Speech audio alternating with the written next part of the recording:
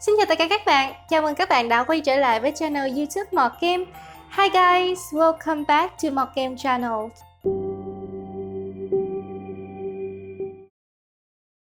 Top những khoảnh khắc đáng sợ nhất trong game. Clock Tower bị đuổi theo bởi Scissorman. Clock Tower là tựa game kinh dị sinh tồn được phát hành vào năm 1995 và là nỗi ám ảnh với game thủ một thời. Cốt truyện của tựa game này xoay quanh cô bé mồ côi Jennifer, người đã được một phụ nữ giàu có ẩn dật nhận nuôi cùng những đứa trẻ mồ côi khác. Tuy nhiên khi đến căn biệt thự của người mẹ mới này thì cô bỗng nhận ra người này đã mất tích cùng với những người bạn của cô. Trong lòng đầy hoài nghi, Jennifer quyết định điều tra quanh căn biệt thự u ám này. Trong lúc lùng sục quanh ngôi nhà, Jennifer nhận ra mình bị theo đuổi bởi một sinh vật kỳ lạ, dưới dáng một cậu bé dị dạng, trên tay lăm le một chiếc kéo khổng lồ. Lần gặp đầu tiên của hai nhân vật là lúc Jennifer phát hiện ra xác của một trong những người bạn của cô và Scissorman cũng có mặt tại đó. Không giấu nổi sự hoảng hốt trong hoàn cảnh này, Jennifer đành bỏ trốn. Đây cũng là một điểm đặc biệt làm tăng cảm giác đáng sợ của trò chơi. Đó là bạn không thể chiến đấu với kẻ thù mà chỉ có thể bỏ chạy hoặc lẩn trốn mà thôi. Tuy nhiên khi bạn chạy quá nhiều sẽ làm giảm thanh stamina, sinh lực của Jennifer và khiến tên Scissorman có thể đuổi kịp và kết liễu bạn. Nếu bạn thích cảm giác mạnh cũng có thể chọn chế độ Panic Mode. Bạn sẽ hiểu được cảm giác hoảng loạn là như thế nào.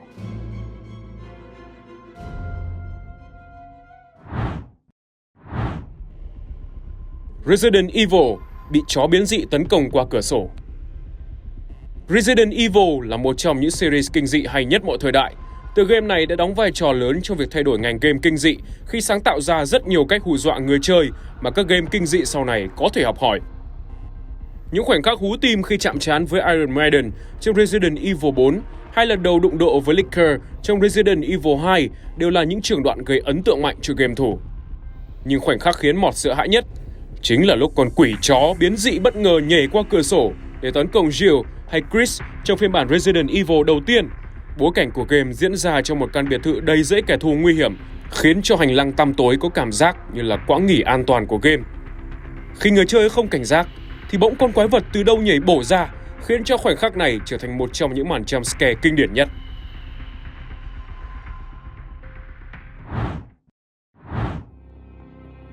BioShock, văn phòng nha sĩ là một game bắn súng góc nhìn thứ nhất lấy bối cảnh tại thành phố dưới nước Rapture vào năm 1960. Gameplay của BioShock là sự kết hợp giữa hơi hướng kinh dị, giả tưởng với những yếu tố trinh thám tiểu thuyết. Những nhân vật kỳ lạ cùng cốt truyện kỳ lạ tạo nên một series game kinh dị, khó đoán với những màn jumpscare độc đáo. Những màn hù dọa điển hình của game không thể lường trước được càng khiến cho cảm giác sợ hãi tăng lên gấp bội lần. Cảnh đáng nhớ nhất chính là lúc nhân vật của chúng ta đang lật mò trong một văn phòng nha sĩ. Sự yên tĩnh, trống rỗng của nơi này khiến chúng ta không để ý đến sinh vật kỳ lạ đang ngồi trên chiếc ghế ở giữa phòng. Tiếp tục hành trình, chúng ta đi đến chiếc bàn ở góc phòng để tìm to những manh mối cần thiết mà không để ý tới xung quanh. Một màn sương mù ập tới, vừa quay lưng lại thì tên Dentist đột ngột xuất hiện và tấn công bạn. Cách hù dọa này đơn giản mà lại rất hiệu quả. BioShock đã sử dụng chiêu này trong suốt series của mình mà game thủ không hề cảm thấy chán.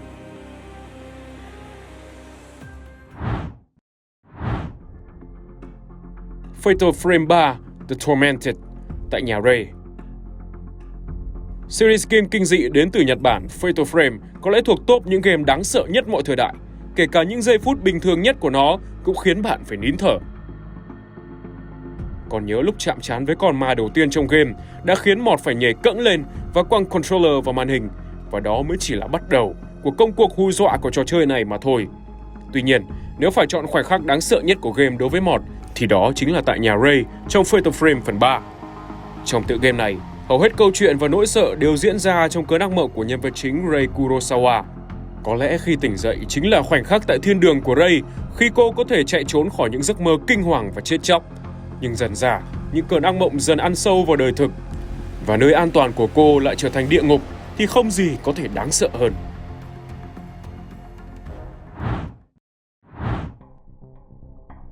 Outlast, cặp song sinh. Trò chơi kinh dị sinh tồn này diễn ra trong khung cảnh của một bệnh viện tâm thần. Điều này nhấn mạnh vào những sự điên rồ đã và đang diễn ra tại đây. Trong trò chơi, bạn đóng vai một nhà báo đang trà trộn để điều tra về những bí ẩn bên trong bệnh viện. Điều này đồng nghĩa với việc bạn sẽ không thể đánh trả những kẻ tấn công và chúng thì lại rất nhiều. Stealth, lẩn trốn, là cách duy nhất bạn có thể lượn lờ xung quanh mà không bị phát hiện bởi những bệnh nhân tâm thần có khuynh hướng thích giết người này. Ngoài ra, bạn cũng phải giữ cho chiếc đèn pin của bạn luôn đầy năng lượng để không bị chìm vào bóng tối. Những bệnh nhân đi lang thang khắp nơi trong bệnh viện trông có vẻ vô hại, nhưng đừng quên, họ là những kẻ loạn trí.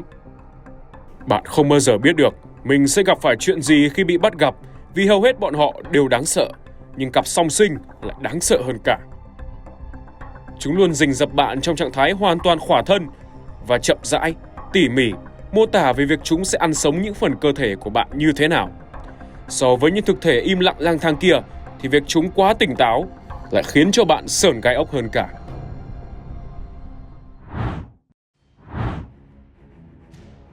Resident Evil 7 Biohazard Staircase Nightmare. Có một lý do để dòng game Resident Evil sống thọ tới vậy, và đó chính là khả năng sáng tạo lại trò chơi. Như việc game đã thay đổi từ góc nhìn thứ 3 sang góc nhìn thứ nhất trong Resident Evil 7 đã làm thay đổi hoàn toàn lối chơi của nó. Cách dẫn dắt đơn giản và hấp dẫn hơn khi nhân vật chính Ethan Winters được nhận một tin nhắn từ người vợ Mia, người ngỡ đã chết khi mất tích cách đây 3 năm, nói rằng anh hãy đến tìm cô tại một điền trang của nhà Baker ở Dalvey, Louisiana. Khi đến nơi, anh gần như không gặp khó khăn gì để tìm thấy cô đang bị nhốt ngay dưới tầng hầm. Ethan không kịp suy nghĩ gì và ưu tiên duy nhất của anh vào lúc này chính là phải đưa cả hai ra khỏi nơi này ngay lập tức. Tuy nhiên, Mia không còn là người vợ mà anh từng biết nữa. Một cuộc tấn công đẫm máu đã diễn ra chớp nhoáng. Khoảnh khắc đáng sợ này đã châm ngòi cho một loạt chuỗi sự kiện đáng sợ đang chờ đợi Ethan trong trò chơi.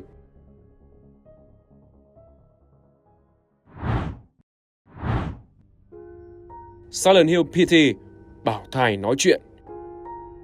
Nếu có giải thưởng dành cho khoảnh khắc đáng sợ nhất trong các dòng game kinh dị, thì Silent Hill PT, tựa game đã bị Konami hủy bỏ, chắc chắn sẽ giành giải nhất. Trong teaser chơi thử của Konami, người chơi sẽ đi qua những hành lang rùng rợn, được lặp đi lặp lại và thay đổi liên tục như một mê cung ma quái.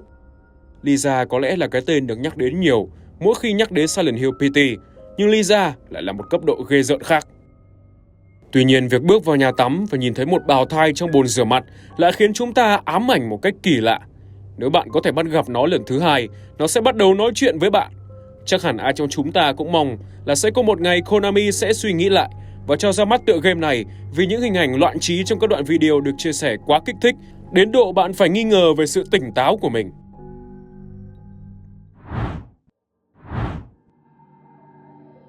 Fatal Frame Project Zero đối diện với con ma đầu tiên.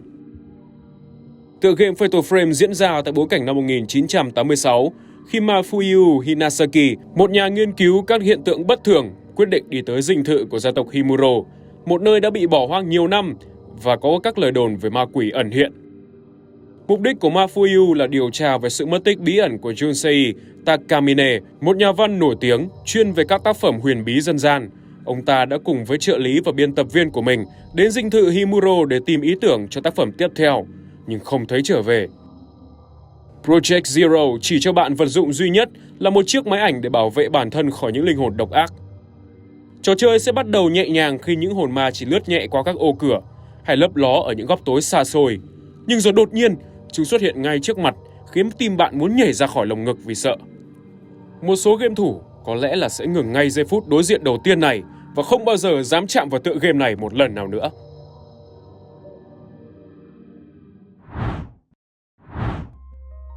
The Walking Dead, ăn thịt người. Ngày nay, hầu hết các game thủ đều biết chính xác họ cần phải làm gì để có thể sống sót trong đại dịch xác sống và cách đối phó với lũ zombie. Chúng ta đã luyện tập khổ cực qua nhiều năm và nhiều tựa game để làm một cú headshot chuẩn không cần chỉnh và tránh xa tầm cắn của chúng. Tuy nhiên, việc ăn thịt đồng loại có vẻ là thứ chúng ta hy vọng là có ít kinh nghiệm hơn. Những trò chơi phiêu lưu sống còn của Telltale luôn thiên về việc bắt chúng ta đưa ra những lựa chọn khó khăn hơn là thổi bay những sinh vật xấu xa kia, và The Walking Dead cũng không phải là ngoại lệ. Vào phần đầu tiên của tựa game, có một khoảnh khắc các nhân vật của chúng ta tưởng chừng như có một gia đình chào đón nồng nhiệt. Người có thể giúp họ sống sót và là một nơi trú chân. Vì nơi đây là một nông trại nên dĩ nhiên họ sẽ phải giết mổ để làm thức ăn, nên không có gì làm lạ khi trong trang trại của họ đang có vương vãi máu trên sàn. Tuy nhiên, Sau một bữa ăn linh đình no nê thì nhân vật chính của chúng ta phát hiện ra một trong những người bạn của anh ta hiện đang nằm trong phòng tắm và mất một chiếc chân. Không cần phải giải thích, anh ta nhận ra ngay lập tức rằng số thịt mà họ vừa ăn chính là thịt người và họ chính là bữa ăn tiếp theo của chủ nhân tại nơi này.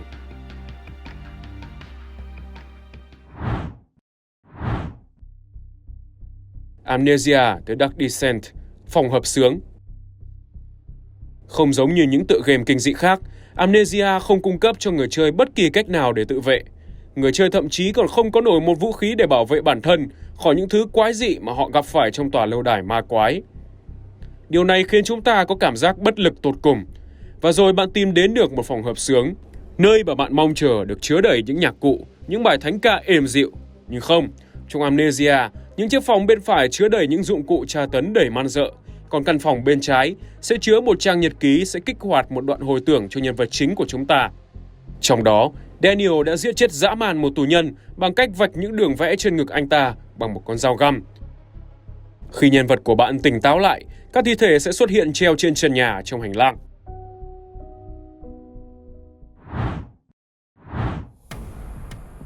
Nightmare House 2, hành lang bị co lại. Nightmare House 2 là một tựa game ít người biết. Tuy nhiên, đây lại là một tựa game có rất nhiều khoảnh khắc đáng sợ đầy ám ảnh. Trò chơi là một bản mod của Half-Life 2 nên nó chưa bao giờ được phát hành riêng lẻ. Khoảnh khắc kinh hoàng nhất là khi người chơi bị đặt vào một trong những hành lang tăm tối, dài đằng đẵng dường như không có lối ra. Họ chỉ đi từ đầu này đến đầu kia, khi không tìm thấy manh mối nào, lại quay trở ra đầu kia. Tuy nhiên, mỗi lần bạn quay trở lại, chiếc hành lang kia sẽ trở nên ngày một ngắn hơn. Nó sẽ tiếp tục co lại cho đến khi người chơi không thể di chuyển được nữa. Và chính lúc này, nếu người chơi nhìn lên trên, bạn sẽ thấy một con ma đáng sợ hét lên một tiếng xé tai và sàn nhà dần sụp đổ.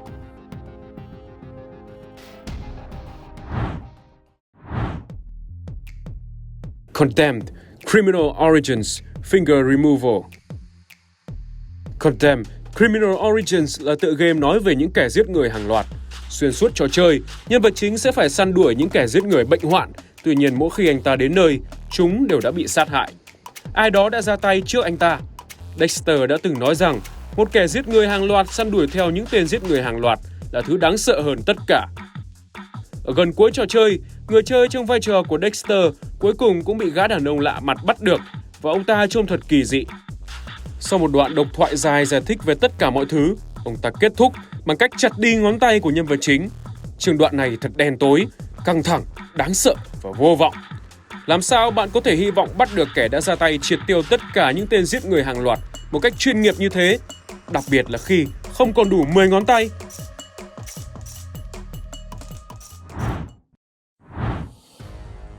Thief, bệnh viện tâm thần Moira. Thief không hẳn là một trò chơi kinh dị được bao trùm bởi các thế lực siêu nhiên theo những cách thú vị, bao gồm cả việc khám phá bản chất của cuộc sống trong thành phố. Trò chơi rất nhiều trường đoạn căng thẳng khi bạn phải lén lút lần mò xung quanh. Tuy nhiên, một phải kể đến phân đoạn tại bệnh viện tâm thần Moira địa ngục. Đoạn này của trò chơi khiến cho bầu không khí như đóng băng. Những âm thanh ma quái hay những màn jump scare sẽ khiến bạn sợ hãi khóc thét. Tuy nhiên, Frisk lại là thứ khiến bạn cảm thấy đáng sợ đến run rẩy. Frisk là những bệnh nhân tại bệnh viện này đã bị đột biến bởi những thí nghiệm ma thuật. Mặc dù đây không phải là lần đầu tiên bạn thấy chúng trong suốt trò chơi, tuy nhiên chúng tập trung rất nhiều tại khu vực này. Bạn cũng sẽ phải đối mặt với những hình ảnh từ quá khứ đột ngột xuất hiện và những bức tượng dường như tự di chuyển. Tất cả những yếu tố này kết hợp lại tạo ra một trường đoạn thật lạnh xương sống.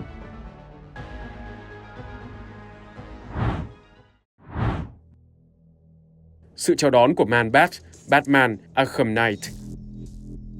Mặc dù không hoàn toàn là một tựa game kinh dị, nhưng phần Batman Arkham Knight lại có xu hướng đi sâu vào những phần đen tối, đáng sợ hơn nhiều so với các phần trước.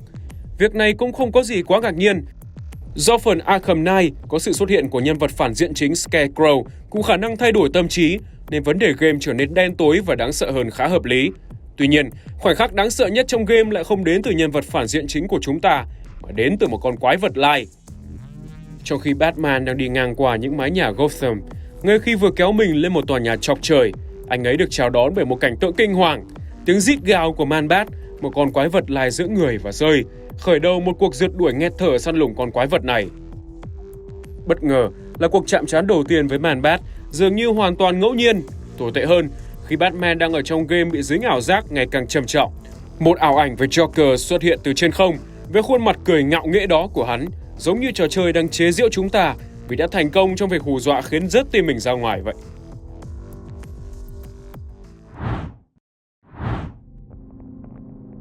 Mặc kệ bạn làm gì, không được di chuyển. Until Dawn.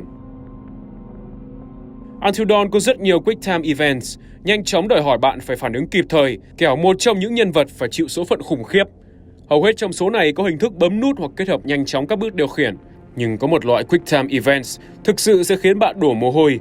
Trong các phân đoạn Don't Move, bạn phải giữ bộ điều khiển DualShock hoàn toàn yên tĩnh để tránh cảnh báo đến những con quái vật trong trò chơi, đến sự hiện diện của bạn.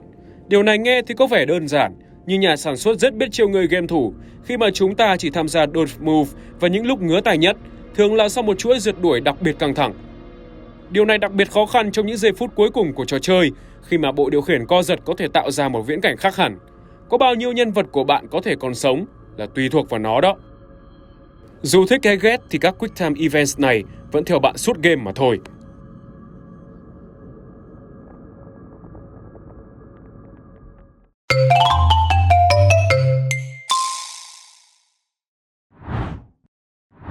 Cảm ơn các bạn đã theo dõi video của Mọt Game. Các bạn đừng quên like để ủng hộ bọn mình và bấm theo dõi để nhận được những thông báo khi bọn mình upload những video tiếp theo nhé. Một lượt theo dõi của các bạn sẽ giúp bọn mình có thêm kinh phí làm tiếp các video để đem đến những thông tin bổ ích dành cho game thủ đó. Ngoài ra, nếu các bạn muốn trao đổi về game hoặc có những yêu cầu nào cho những video tiếp theo, các bạn có thể like fanpage Mọt Game và tham gia group gia đình nhà Mọt Game của bọn mình nhé. Còn bây giờ thì xin chào và hẹn gặp lại các bạn trong các video tiếp theo.